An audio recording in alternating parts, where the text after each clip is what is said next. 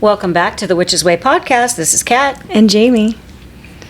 And today we're going to be talking about, spiritual growth. And we kind of named this like 101 because how do you start with spiritual growth? Where do you start? How, where, what, why? Well, also, I think this is 101 because this is not something that this is not a big topic for witches. For witches, especially new witches. They're not really thinking along the lines of like, how do I grow?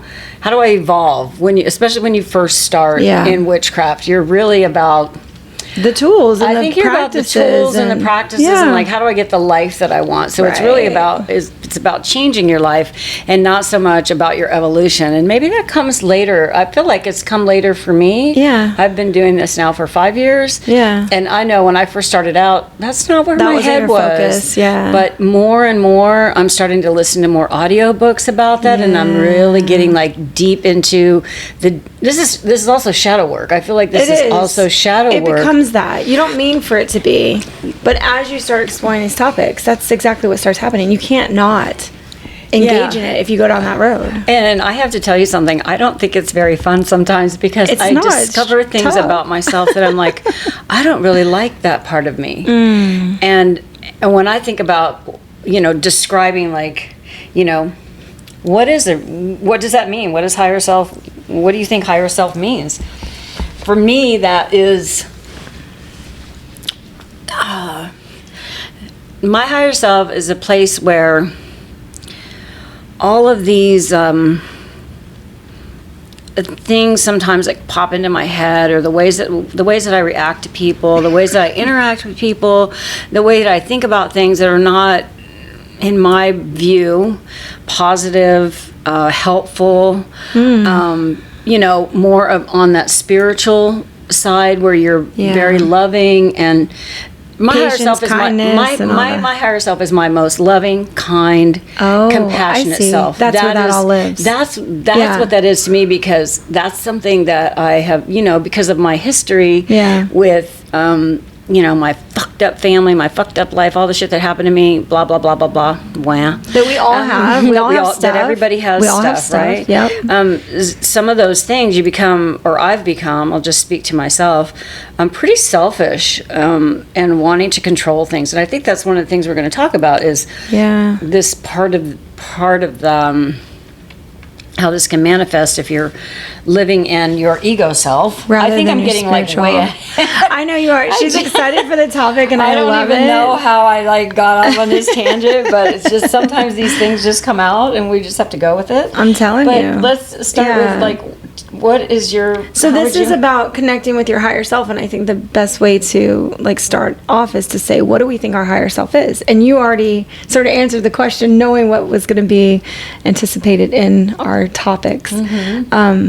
So for me, my higher self is the part of me that kind of stayed behind to watch over my life, maybe to kind of guide me and say there is a plan, and I don't know if it is separate from me. This is something that I always think about, like, am I a mirror image to that? And it's my higher self is like egging me on, like a twin sister, on the other side, or is it more you're putting, I imagine it like a fishbowl, your hand, okay, I know this is really weird, but roll with it for a second.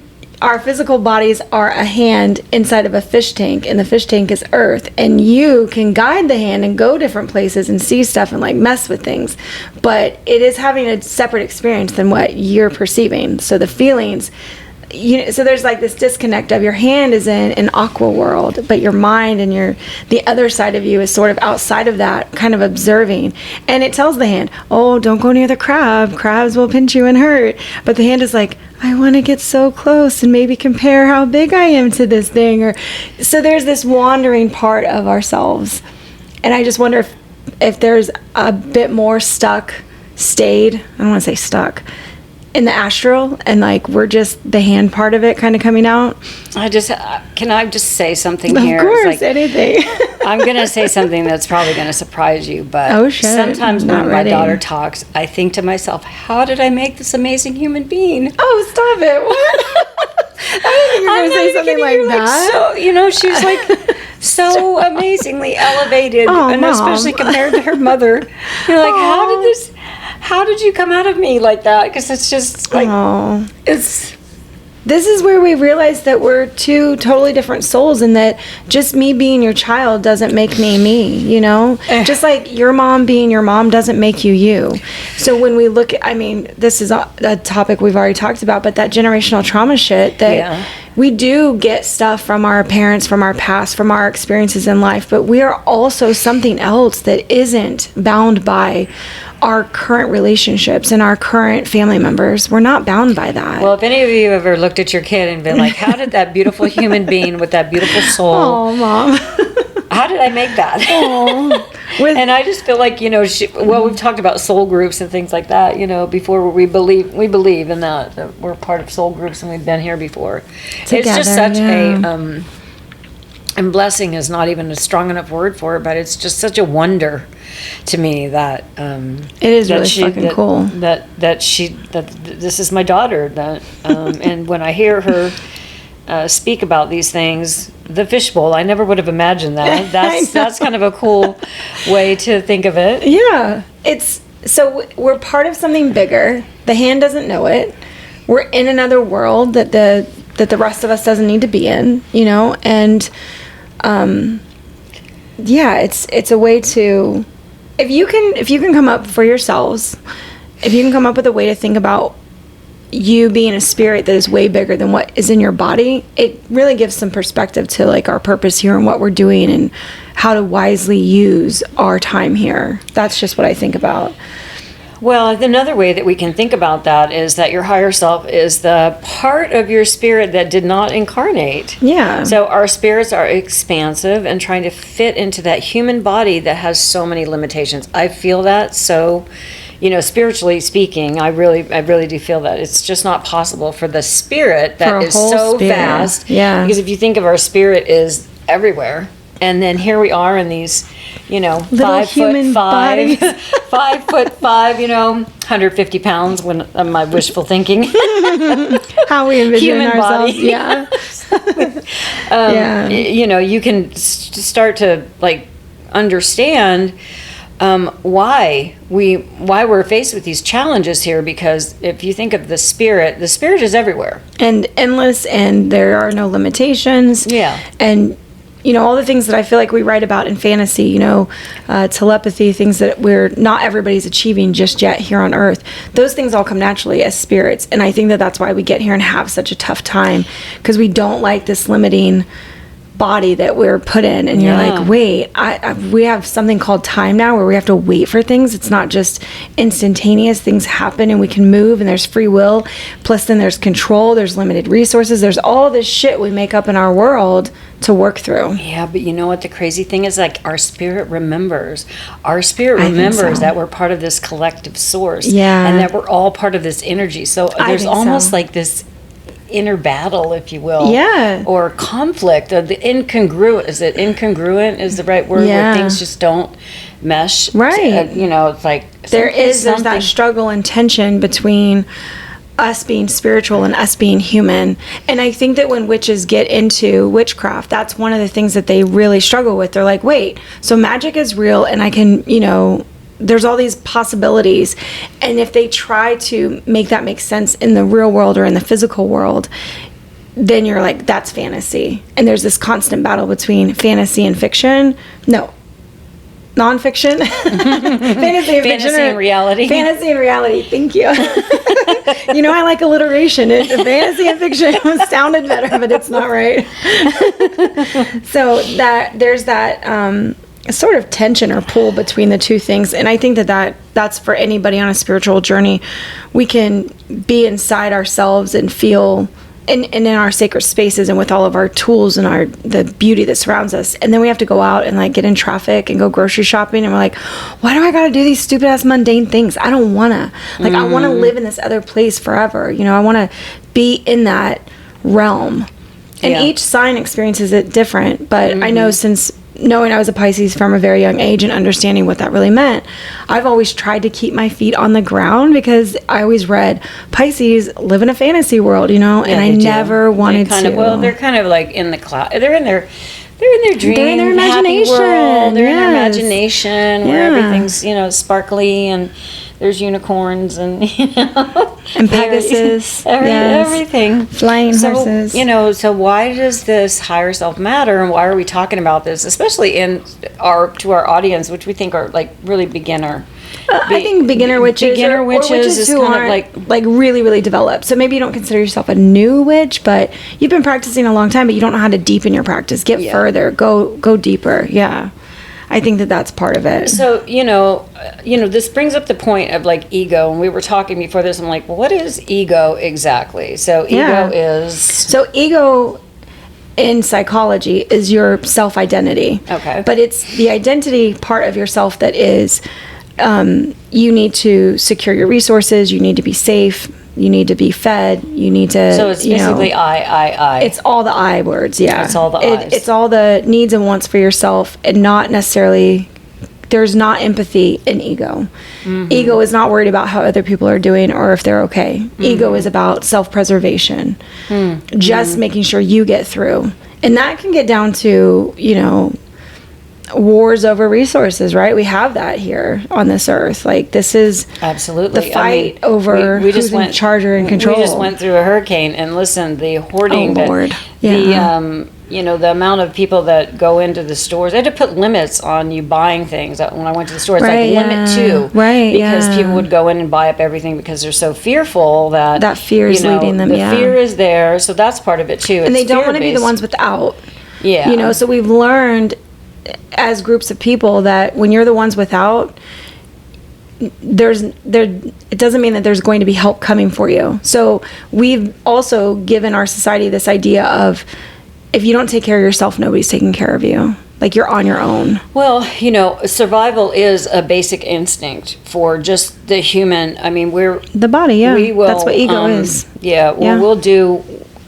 I feel like it's part of our DNA to survive, because and so I can see where we can be a little selfish where we have those habits, where when it comes to, like, do I have enough to share, or do I need to hold on to what I have because I'm fearful that what if I run out? If I start sharing everything that I have and giving it away, then will I leave myself in a position where I can't take care of myself or can't take care of my family? Right, yeah. And I think that one of the things about evolving into this is to realize that as we give things away, the universe, the more that we give, the more that we can give to people. I believe this now. I don't know that I believed this. No, we didn't grow up believing that. 5 years ago when I first started this journey. And the more that books that I listened to along this line are like, the more you give, the more you receive. Mm-hmm. And that's like physical things. So give things away because things come back to you. Yeah. So there's this outside of ourselves, there's things happening in the quantum field that is this natural exchange, if you will. So you give, you receive. You give, you receive. And the more that you give, the more that you receive. And that's, you have to really trust. There's trust in that. You have to be able to trust that is the case, and you have to be able to let go of the fear and that need to feel like you've got to self-preserve. But the other thing that this can lead to, if you stay kind of stuck in this stay stuck in this ego mode, I guess that's what we would call it, where it's about versus the spiritual. So when we're talking about trying to connect with your higher self, well, if you're not connected with your higher self, what are you connected with? You're connected with your ego then. Yeah. So you can find yourself in the middle sometimes, but you can start to actually see throughout your day and with certain things, where is your ego more in charge of it, and then where's your spirituality more in charge of it. Mm-hmm. And that's where you can start breaking that down. But staying stuck in our ego really does diminish our experience, our relationships. It's led by, fear and control, safety. I mean, there are parts of it that we can consider good, right? Safety and providing for our families. Mm-hmm. But ego is the kind of attitude that would, almost into violence. Like I said, that staying in ego too long can lead to where you battle with people, and now you want to fight people for things, and now you think you deserve it, and you're going to take what you want and what you believe you deserve and should get, and it can just continue down that road. This is where we get things like narcissists and, you know, people that are really abusing systems and taking advantage of and trying to control and really want to just fuck over the person next to them. They don't care. They're like, you know, these are the people that you would label as bad people because their peopling skills are not beneficial to a group. They're not wanting to follow the rules that keep society kind of from breaking down and you know what? And unfortunately, in our society today, the way things are with the environment that we're living in, you can witness this when you go out. You can see people like this, and when I look at them, I just think I don't want to be like that. I don't want to feed into that energy of selfishness. You know, it's like really me. Yeah, I have to talk to my son about this because this is one of the things that has really caused his, you know, I believe he's had depression. You know, it's undiagnosed, but since he was about 14, when he started to realize that the real world outside of the house that I built for him, the home that I built for him, was like, oh my God, the world's really fucked up and you never told me, and he got very mad at me about that. I was like, listen, why would I tell you all the shit? He's still kind of mad today. He's still angry about it. He mentioned that to me. Too long ago. He doesn't. He's very upset that the world runs the way it does. Yeah, he's like, my mom lied to me. Yeah, she told me that the world was all rainbows and sparkles, and I didn't say that. I just. Well, it was the environment that you built for him. I built him an environment that always felt really safe, you know, and then he gets out into the real world, and it's like it doesn't feel that way. He sees shitty people, and he's like, "Why are they?" Shitty people. He sees shitty people. And he's such a compassionate guy. I know. It really affects him. It really does affect him on a deep level. So, well, what I try to say to my son now, because he's looking for a reason, he wants this to make sense. I say things when I see shitty people. I'm like, they're less evolved than us. That's why they do those things. That's the best answer I have for not saying like that's just a fucked up person. Yeah. Because that's not helpful. I'm like, they're less evolved. They just haven't got there yet. And you know, this is all through influences, people you're around, you know, your environment. We're born to be very spiritual, and then we go into schools, we have bad experiences, we have bad friends, we have, you know, things that happen to us that then start to affirm what we're being told. The world is a harsh, scary place. You need to protect yourself. You know, don't let people get over on you. That we have all these sayings to help people move more into ego and not towards spirituality, depending on the circles you run. Yeah. So, you know, this book that I'm listening to right now, it's like when we're born, we're just love, little infants. We come into this world, and all we are, we're love. Yeah. And then as we grow up, we start learning from either our parents or our experiences, and bad things happen to us, and it changes that love into something else. Mm-hmm. And especially the way that people have you react to it. So if you've ever seen parents that when their child falls down, they are like, oh no, and they start laughing because the child looks to you for a response of like, am I okay? Mm-hmm. They don't know yet, you know. If it hurts, then yes, they're like, oh, I'm hurting, I feel pain. Yeah. But if they fall down and nothing is really wrong, some children will fall down and just wail and nothing's wrong with them, and the parents are like, you're okay, get up, it's all right, it's gonna be fine, you're all right, okay. And then so the child knows that that's sort of, if I fall down, this is what's gonna happen. On the other hand, the other one's like, if you fall down and the parent does nothing, the child looks around and is like, I think I'm okay, I'm just going to get up and keep playing. There's no reaction to tell them how they should be feeling when they're young, because this is all just based on the facial stuff, the tone of voice, because they don't know what the fuck the words mean yet, but they understand the tone, they understand the face, they understand all the motions that are going on, you know? Yeah. We're so off from what I was going to go on with this, but it all comes back to the reason why you can find people that are more in their ego than their spiritual selves is because, and this is where I don't want you to beat people up for it, and I don't want you to beat yourself up for it. You only know what you've been exposed to. You can't know what you don't know. Yeah. And I was going to say I've raised, but I've interacted with many people where their belief about themselves was, I'm stupid. Okay, so Yeah. Somebody from 6 or 7 years ago. She said this too, and it's not you, because I know there was a time when you would say that, like, dramatically. No, she really thought she was stupid, and she had no faith in herself that she could do anything. And she's like, I'm not good at school. I need to drop out. Like, I'm never going to be anything. Her home life had taught her that. Her home life, that's what she heard, right? Yeah. Is that she was stupid. She was never going to be anything. She'd be like her deadbeat mom or whatever the fuck. Yeah. I took her and I said, how are you supposed to know how to do something when you've never been taught that? So if you've never been taught that, is it reasonable for somebody to call you stupid because you've never driven a car? You're not born with knowledge of driving a car. You're not born with the knowledge of solving a mathematical equation. You're not born with that shit. And so there's this switch that happens where if people think that they don't know something, that they're dumb or stupid. I'm like, well, did you get taught that and then you just never picked it up? Because then maybe there's a learning disability, but you're still not stupid. There's a reason for it, Yeah.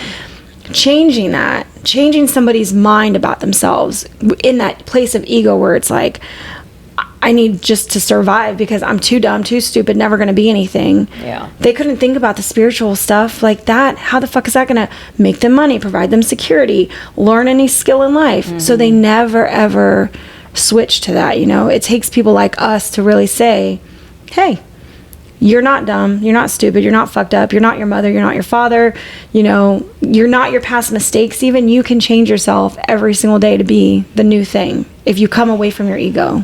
Because the ego is what keeps us stuck. It rules our brains, it rules our thoughts, it rules all the little messages we're sending ourselves, And then it makes us really mean to other people. It makes us fucked up to the outside world. It sounds like the spirit-human battle that we have going. Yes, definitely. So, your human body-mind ego is battling your spiritual self. Spiritual versus the ego, the tension between spirituality and ego. Yeah, that comes tension. From their opposing goals. Yeah, right. So what's the goal of the ego? I mean, we kind of talked about it, but right? It's self. So it's self-preservation. So what's the goal of the spirit then? What is the goal of our spirit? So the spirituality encourages us to surrender the need for control and embrace acceptance. To not fight against everything. To not think that we need to control everything. Whereas the ego is like, it's striving for dominance, recognition, and approval. Outside approval. Yeah. And we can see the battle or the conflict occurring when the ego is more present than our spiritual self when we experience things like stress and anxiety and dissatisfaction. And I almost feel like this is part of the reason why it's some of these feelings that we have of this unhappiness in our life that we see people turning to witchcraft versus religion. For sure. Because they're looking for relief from these sorts of like, why am I always stressed? Why do I have this anxiety about everything? I'm just, like, I'm not happy in my life. So what can I do to fix that? There's no connectedness. Yeah.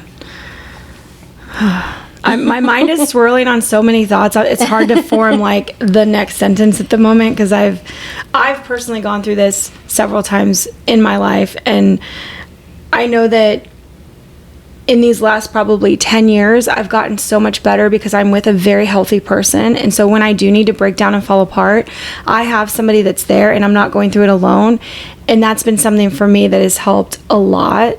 But there's not, everybody's way of getting to that better place is different. Sometimes it's being on your own. Like, I feel like you're a lot better now that you're on your own. I feel like my sister is better when she's on her own. She takes care of herself better. When you're thinking about, you've been with Tony for 10 years. Yeah. And that's been really helpful to your growth. Yes. I feel like that now that I've moved to Florida and I have you right down the street and we've reestablished this relationship, that's helped me in my growth. Yeah. Because for one thing, I see this example that I want to emulate. That's one thing that says, like, I really like who you are and how you see the world, and just, how you're able to like break it down and make it not about you, but it's such anyway, it's inspiring to me, and I'm like, I want to be more like that. I want to be like her. I like her.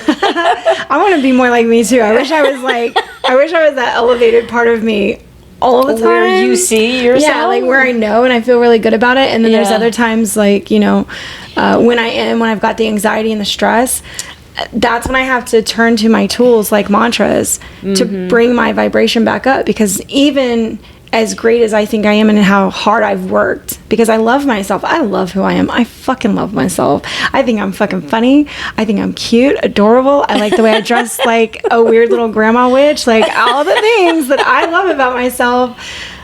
And could you say that 20 years ago? Fuck no. I was looking for outside approval. I had so much. Because I remember you as a teenager, and I mean, and as you went off into the Navy when you were, what, 18, 17? 18. Were you 18? Yeah, 18 just years 18, old. yeah. But I remember you as a teen and trying to, you know, like, I know that that's not where you were. And no. that's probably not a place many teenagers are. But we 20 years ago, that, you know, you wouldn't have been able to say that. Yeah, even in the military, I wasn't. I was getting better at becoming myself. Yeah. But I was still. I needed approval, or I needed people to like me. Probably, you know, if you had friends, that meant you were good. Yeah. Not a good person. You were just like, now you're good because you got friends. Yeah. What the fuck? I didn't even like half of them. They all cheated on their boyfriends and stuff. Like they were not people that I would want to be like. But having friends made me feel like I was part of a circle. Yeah.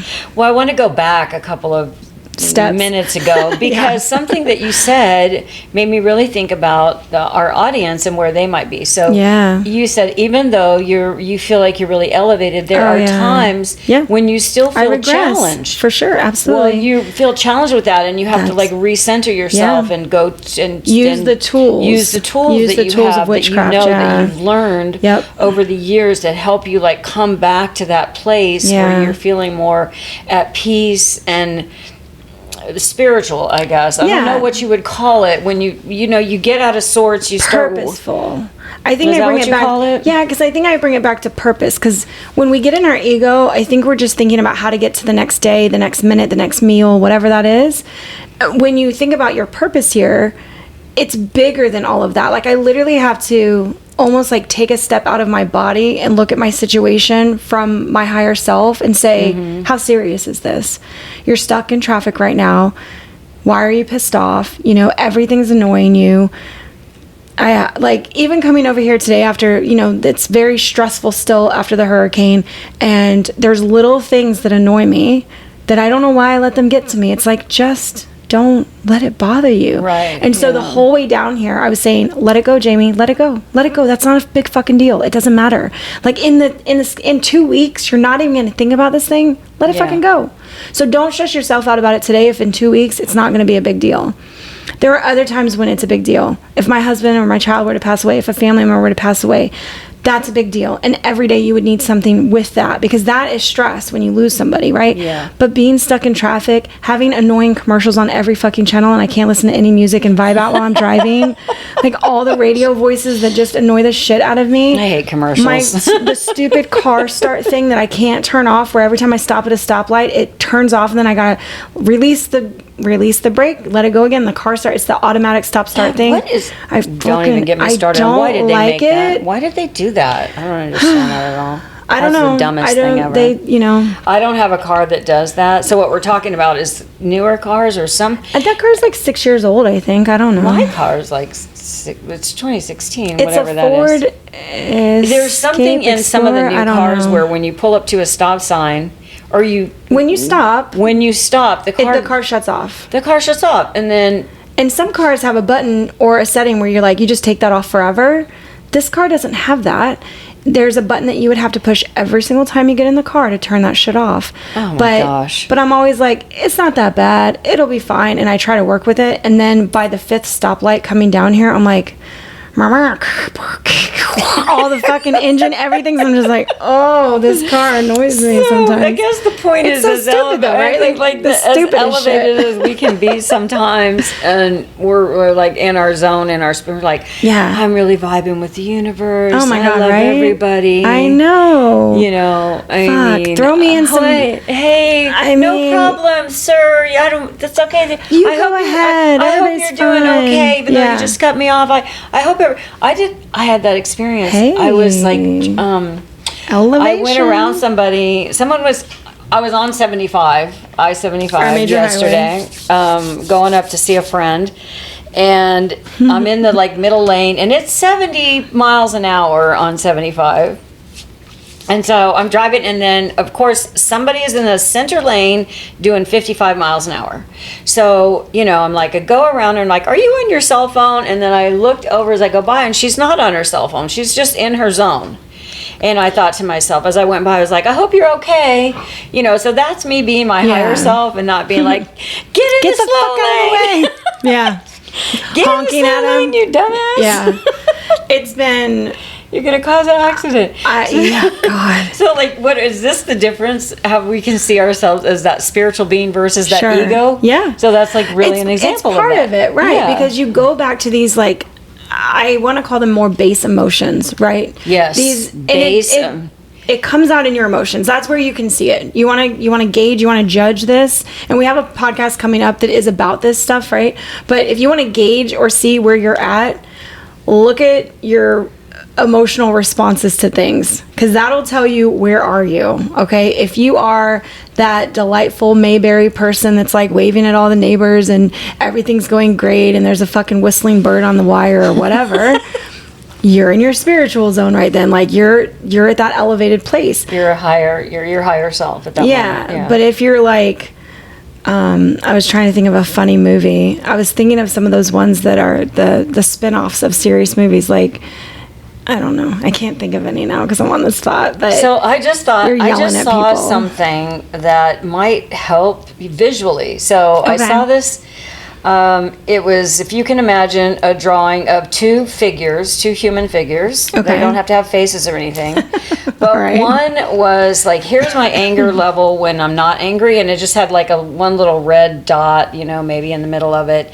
And then here's my anger level when I'm really pissed off, and the whole figure was filled in with red. Oh. And I almost can see that in terms of where, or if you just look at where you are spiritually, the gas tank is half full, or the tank is that is a good visual. So I wish I could share that, and I can't. I hope I explained that so you can understand it. But if you can think of yourself like that person that's filled up, where are you in that range of, are you letting your emotions get the best of you, or are you able to tamp that down with using the witchcraft tools, either mantras, affirmations, chanting, carrying a fucking crystal with you, having on the right music, sage incense, things that can really bring about that calming and peace, because I think that we struggle. I think it's a struggle to be half human, half spirit. It is a struggle. We don't talk about it in that way, but that's truly what we are. We're half spirit, something else, and we're half physical being here. So how do we connect? What are some ways that we can, practical ways that we can connect with our higher selves? I know we listed a few, and this is a very individual thing as you learn to practice it. So try everything. Try all of them, and then find the one that's suitable for the time that you're in. And when that one doesn't work anymore, get another one. Well, also, I think it goes through in cycles. I talk to myself a lot. Do you talk to yourself? All the fucking time. There's 8 of me. Are you kidding me? All 8 of my personalities communicate. If I'm the only one that talks to myself. No. Or is this just a thing that women, do you think men do this? I don't even know. My husband does, but he's a Libra, he's an air sign, and he is so much like me. Yeah. And I can see it on his face. Okay. Yeah. I can read him like a literal book. And just sometimes it's not good, right? sometimes it's very subtle, and other times it's like he's having the conversation and shaking his head at his own thoughts. I do that. I actually do that. In fact, I was walking just last night. I took Tank for a walk, and I started talking to myself, and he turned around and looked at me like. Were you talking in your head or out loud? No, I was talking out loud because I was walking. I can't remember what I was talking about, but I was talking to myself, and he turned around and looked at me like. Is this something I need to be what, Mom? But I think we can have, I think we can have conversations. One of the things that we can do is we can have these conversations with our higher selves. Yeah, I do. I definitely do. The other way that I think about my higher self, but experiencing it as my human self as well, is that sort of out of the body thing. Yeah. Where I imagine my higher self is like a mirrored version of me. And I get to switch between bodies. The body entity. I don't know how to say that. So I have my human self that's doing the interaction. For example, say I'm just at a cash register and Is he okay? Tanky looks like he is. He might have ate a bee. He ate a bee, and he may have a bee sting in his mouth, and he was... That could be. Anyway, looking like he's having a hard time. Yeah. Okay. He's okay. He's still breathing, so he's... Yeah, he's okay. Good. So the way that I use this in reflection practices, right? So this is like how to connect to it. I see myself doing the interaction at a cash register. For whatever reason, that's just the image that comes up for me. Because sometimes if you're waiting in line a long time, you could start to get irritated. So that patience kind of wears off. And yeah, you're just like, fuck, can we get this done already? Like, what is happening, people? Move it along. And I'm like that. I feel that. I want to get out of the peopling as fast as I can. So when things hold me up, that's when I start to get uncomfortable, and my tank of spirituality starts getting drained. Or you know how you were saying that image. Yeah. So what I do in those times is I sort of imagine that spiritual self on the outside of my body, watching the situation and saying, you can do better here. It's okay. Everything's going to be all right. Like, this is just an interaction. And where do you truly need to be in the next 5 minutes where this is going to make or break you right now? You know? Because if it was that important, you'd set your shit down and you'd leave the store. Right. Which I have done before. Yeah. Where I'm like, I don't have time to wait. I have something else I have to get to. Yes. So I look at it from that, like, I have to step back sometimes, many steps, to stay in that higher space rather than in that human thing of like, can you go already? Like, fuck, lady, why are you being so difficult? Are you slow? Let's not have a whole 10-minute conversation while we got this line here. I could write sitcoms about this shit because it's in my head all the time. It's something that we have to deal with other humans, because even though we're trying to be evolved, maybe they're not. It's or they're just in there like, I mean, they're not. They're in their spiritual self. They're sitting there having a 10-minute conversation, exchanging Betty Crocker recipes with each other, and I have to look at that and say, that is so fucking cool. How sweet. Look at that connection they made just there. And if you can, the other thing that I do is if you can see people having an interaction and it shouldn't bother you, like your time is so precious that their connection means nothing, I imagine a color for them. Oh my gosh, that's such a great way to think about that. Is like your time is so important. Yeah. That what they're doing, what they're like they're not that important. That's the spiritual side of yourself. That's like, I have compassion and empathy and understanding for what's happening here. There's two human beings that they're having an interaction. And you know what? It's not directed at me. It's not like they're purposely doing this and holding me up in the line. It's not malicious. It's not that's ego speaking of you're wasting my time. See that? You are wasting my time. And really, they're not doing shit to you. They're two humans that are having a conversation. So the ego perceives it as you are now using up a resource of mine, my time, which I value, and you're not valuing it, so fuck you, get out of the way. Like, that's how the ego conversation goes. You know, it's like it's just so eye-opening to me to have these little things that I can think back. This is really helpful for me, because to have these things that I can think back on when I get in those, because I have literally been there. I know. Waiting in line at TJ Home Goods because buying witchcraft candles. Buying her spiritual tools, and she's irritated she can't get through the line. I make sure I find the candles that have the crystals in them, right, for peace and all that stuff, right? And then standing in line and then watching like a whole and then the lines are already really crazy. You already wait in line a long time at TJ Home Goods.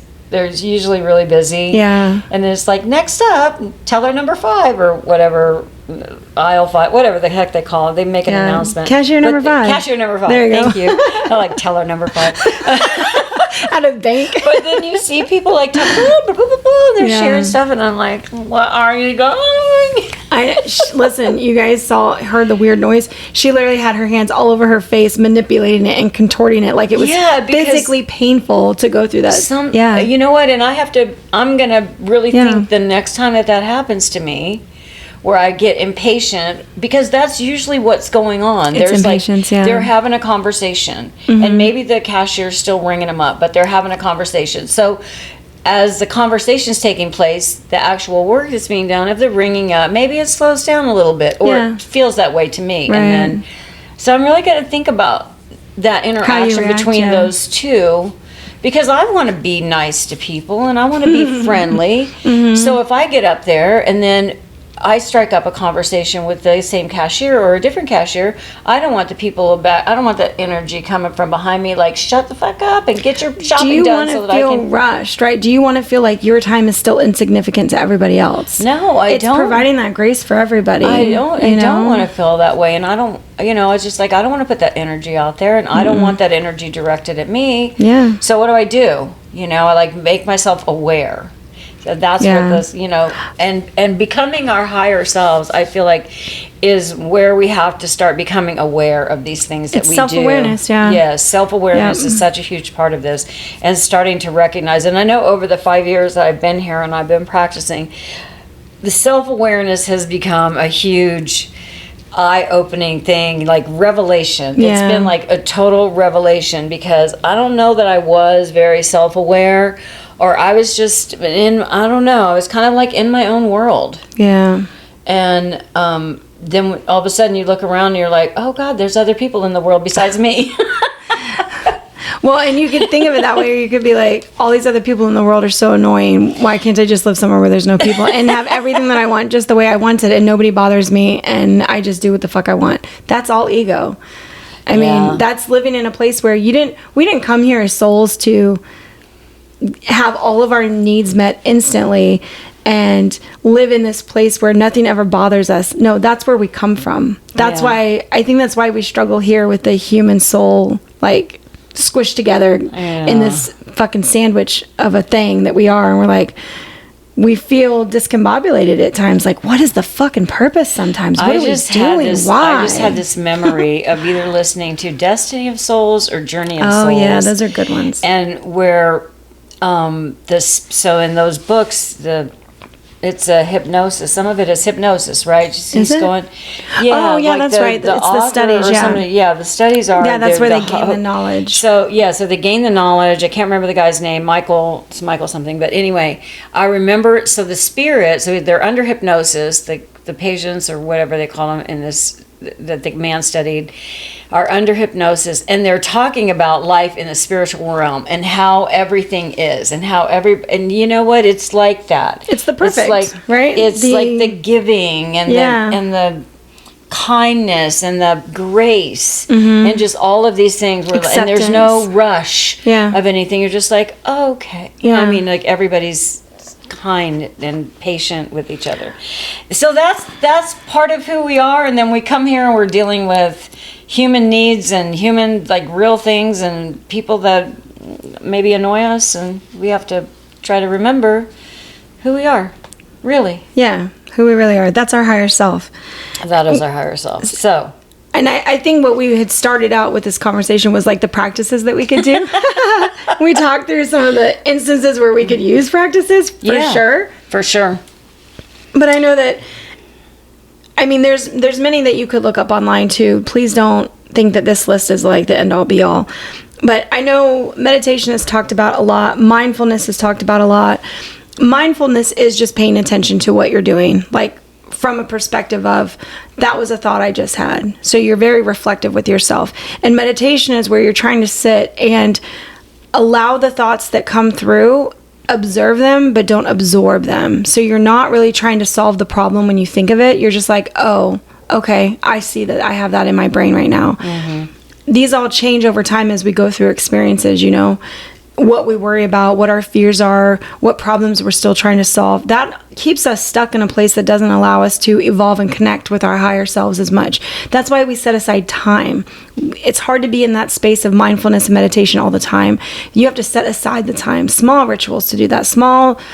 Start small. I'm going to always hit on that. If you're just starting practices, start small. Don't be too heavy on yourself. Like, you got to do it 30 minutes, an hour. What's the recommended time for meditation? Whatever the fuck you want it to be. That's what it is. Okay. Like, don't go by anybody else's saying. Especially when you're starting out, because I think it's hard to sit. I find it hard to sit with myself for long periods of time. Yeah. I'll get an interruption, or a thought will come in or whatever. So I started doing that, and I was like, okay, let me just give it 5 minutes to start. Right. So if that's where you are, if you're just starting out, even if it's 1 minute, if you can just quiet, like, for 1 minute. Yeah. I remember getting the first Apple Watches all those years ago, and how it would say that. Like, I'd be at work and it would say, time for mindfulness or something. I get those. Oh, I don't know what that setting was online. I get those alerts. Yeah. Where it's like 1 minute and it's just you're supposed I think to just that's the universe talking to me because I didn't set that up on my phone. I haven't seen that in forever. Really? Yeah. I'm getting it all the time. Like, oh, okay. You need to sit with yourself more. I think I feel like that's a message for me today. I love that for you. And I will not ignore those little things that says time for a mindful minute. I think it's something like that comes up on my watch. Yeah. And I didn't set it. No, the universe set it for you. Yeah, your higher self came in and pushed the buttons on it. Some other things that we can do, mindfulness, meditation, breath work. Yeah. So do you know what does that look like? Okay. So with breath work, sometimes meditation is uncomfortable for people because your body starts getting very, like, your arm wants to fidget, then you get itches, then your scalp, then your hair's being pulled by your ponytail holder. Like, there's all these things that start to annoy you. Yeah. That is your body saying, what the fuck are you doing? This is not okay. Live in anxiety. Live in movement. Live. Go. Yeah, we're conditioned for that, aren't we? So we are, very much so. I am especially, that's why I have impatience, is because it was get to the next thing, go to the next spot, be on time, get there, right? Right. So breath work is a way to engage your body so that there are less of those tinges, uncomfortable twitches, moving your hands, needing to shake your head, needing to itch your scalp, lick your lips, swallow too hard. Okay, so give me, what does that look like then? Are you using a breathing technique? Is that what you're doing? You can, yeah. So they have... I don't like listening to people talk and tell me to breathe. I don't like it. Oh, okay. I don't know why. So I just take it upon myself to do the deep breaths, and that's truly all it is. If you've been to the doctor and they're like, take a deep breath in, and you're holding it, and they're like listening to your body, and that's all you're doing is you're slowing down your rate of existence, like right then. So you're bringing your heart rate down. You're bringing... As you're taking these deep breaths in and out. Yeah, I feel that's a way to just bring yourself down from a really high level of anxiety or even anger. Yeah. Yep. They use that in anger management too. I think is to like breathe. It's to oh my God, I just lost the word. It brings you back to a baseline of emotion so that you're not high or low, but you're also getting more oxygen into your system, which helps you feel alive. It makes all your system parts work better, right? So your brain getting more oxygen, like everything, it sparks that. There's and I just had this whole vision of like Lamaze, right? So the breathing through, if you think about women breathing through labor and how they're able to control pain, the cycle of it, to breathe through that pain to make it not so painful, right? So that I think is a really good example, and all of us as women, if we've had children, or seen any movies that show Lamaze and all of that, right? I mean, just that breath work. You're breathing through the situation, right? So breath is breath goes into a whole nother story, like with how they believe life, like what the first breath that we take, like we're in water first, okay, to breathing somehow, right? Like that's fucking crazy. And then we come out of the womb and then we breathe air, and that first breath is like, they say when the soul and the body are truly like formed into one, it's no longer an extension. The silver cord to the baby is not there. Like the consciousness is now like you're pushed together with that first breath. And whether or not that's true, it's just a story that I've heard to think about how the soul gets into the body, like when they connect. But the breathing part of us is how we know that we're alive, how we know this body is animated from a soul and like a science existence. So breathing into all of that, it keeps everything busy, but it also regulates. That's what I was going to say. It's a regulator for your systems to bring things back. So yeah. I know I don't have homeostasis, right? Because that's where everything is on the your baseline, where you're even, and you're think about like a teeter-totter. I think about when I visualize that, I visualize a teeter-totter where you're like either out of balance, when or the teeter-totter is like when you're cross. I could see myself as a little kid, where you're like balancing, doing that balancing thing, both of you. Which brings us to the next thing we can do is visualization. The visualizations, man.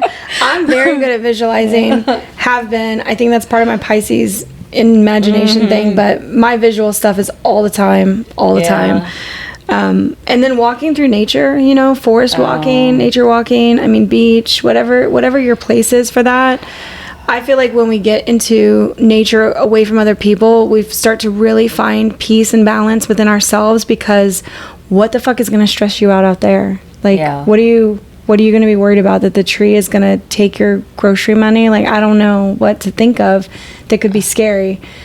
Yeah, I don't know. I just had, when I was driving up 75 yesterday,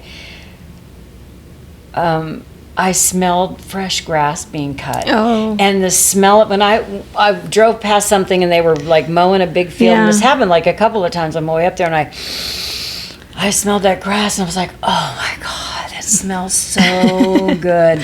When you took your deep breath, I had to take a deep breath too. I don't know why.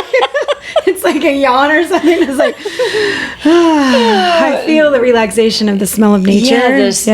Oh my goodness. It was just such a wonderful smell.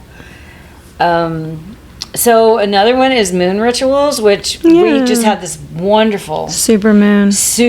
Yeah. And I had to go down to the beach because when I see that big, beautiful moon, I'm just like, I just go. It's mesmerizing, isn't it? Yeah. I just love it so much. I had to go down to the beach because I wanted to see it sink into the ocean. I didn't get to see that, but clouds. I just because it was really high up and I couldn't wait that long. I had to get back. I had to get home and get to work. Impatience. Impatient. Well, it was a work day. I couldn't wait around until like 8:30 when it finally set into the ocean because it was very high up, and I don't know how long it was going to take. But I do love the moon. Anything to do with the moon, being out in the moon, whatever. So moon rituals. Yeah. Any kind of ritual that you can set up to.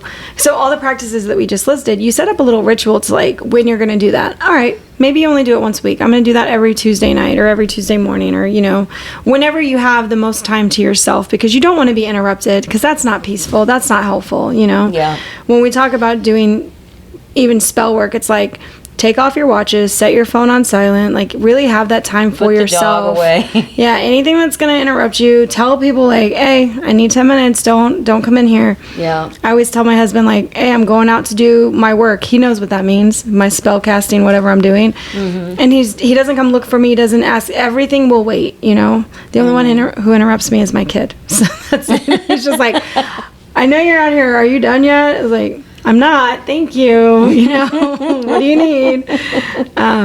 But starting these little rituals for yourself to have some practices and try them all, creating a space that allows you to do that is really important. Living in chaos is detrimental to our spiritual selves, that sucks. That's why I say getting in nature, because it's made perfect already. You don't have to do anything. There you go. The scene is set.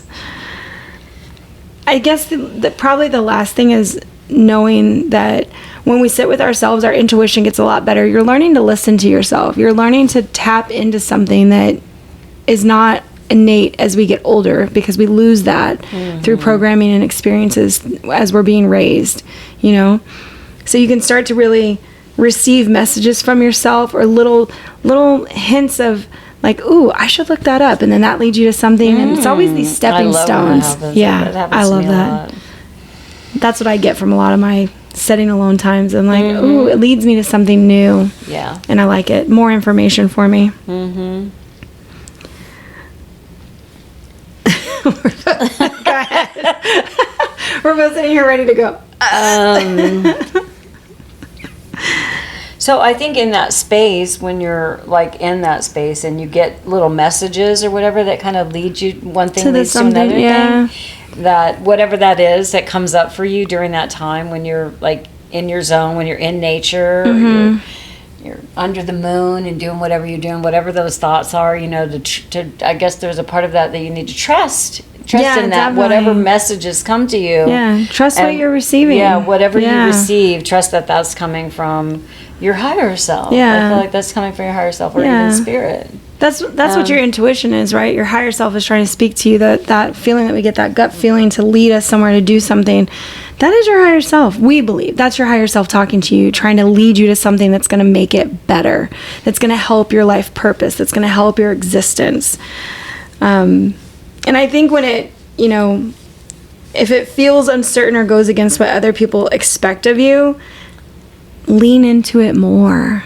Like, it's trying to break you away from things that aren't good for you. Mm-hmm. So I think that's when it becomes really hard to trust it, is when it feels like it's so far out of the ballpark that you've been living in. You're like, what the fuck? Do I do that? Dip your toes. You don't have to go into anything full force. unless you're my mom, because she jumps in with both feet, like all the way to the deep end sometimes. That's so true. But try little small practices as you get these things. And we didn't mention journaling because we talk about journaling so much, but write the things down. Like if you're just comfortable recording your thoughts that you're getting from your higher self, if you think that it's from your higher self, because sometimes it takes time to trust it, to believe in it. Even. I just heard a quote from Tony Robbins. Hey, I like him. A life worth living is a life worth recording. Ooh. And I was like, oh wow, yeah. That's something to really think about. When I have a hard time sometimes, like I'll start a journal and then I won't write for like 6 months. Yeah. Do you do that? All the time. Yeah. So, record some of these things down. It's really helpful to go back and look at it, but if you don't, come back to it when you can. I guess it's the way to pick it back up when you can. Yeah, not too much That's pressure where on yourself. it's like, don't be hard on yourself. Yeah. Give yourself grace. Give yourself grace like you would give other people grace. Yeah. I know. So I just told my sister, and this isn't too much information, I don't think. We're always careful not to give away our family members' information too much, but I just told her that she is such a caretaker for everybody else. I told her that it's time that she starts giving all of that caretaking and attention to herself, because she's spiritually starved, because she's been giving it out to everybody, because that's just what she loves to do. Yeah. But now is the time for her to give that to herself, like treat herself like she's treated all these other people with all of this help and she really has time. Done and that, she's such a giver. She's such a family person. She has such loyalty that those things it's stopped her from taking as good of care of herself as she has others. Well, she has expectations about that. Like she feels, because she said it to me, well, it's family. You're supposed to do this. Yeah. So she's put these expectations onto herself, and it has drained her. Loyalty, I feel like it's been unfair to her, because she's over. It's too much giving. It's too much of. It's not being selfish enough, I guess. Maybe selfish isn't the right word, but it's giving without replenishing. Yeah. We all need that downtime to replenish ourselves, and I feel like connecting with your higher self is that downtime to replenish yourself. It's like checking back in and recharging yourself with the source that created us all, That is what connecting to my higher self really gives me, is when I'm doing that work, which is not every day, because I've been doing this long enough to where when I really need downtime to do that, I can take a whole day out and do lots of self-work where I'm connecting to purpose through numerology is huge for me, but also reading my astrological charts. Those things allow me to tap back in and ask the questions to my higher self. Am I on the right path? Like, am I doing the right, where do I need to focus now? Like, if I start feeling lost, I'm actually asking those questions to the tools that I believe help me connect to my higher self. And sometimes this is why we pick up and put down tarot. 100%. Like sometimes the higher self is like, hey, your tarot deck is your best friend for right now. That's how we're going to communicate, And other times it's through conversations and people and parties and connections and books and shows and whatever, There's so many ways to receive the messages, but you have tapping in to know that that's your higher self trying to give it to you, saying, hey, I got something for you, girl. I got you. So in closing, whatever you do, it doesn't have to be like these grand gestures or like all of this completely encompassing, things that you do. It can be like really small, mindful moments every day. And the key, I think, is to be aware that there's a difference between that feeling, that connectedness. Yeah. Feeling the connectedness. Yeah. I think that the awareness is the difference between feeling the connectedness of, am I doing enough? Am I lacking? Is this ego? Is this my spiritual self? That's it. You know what? That's the awareness. I'm going to testify here, if you will. That awareness is everything.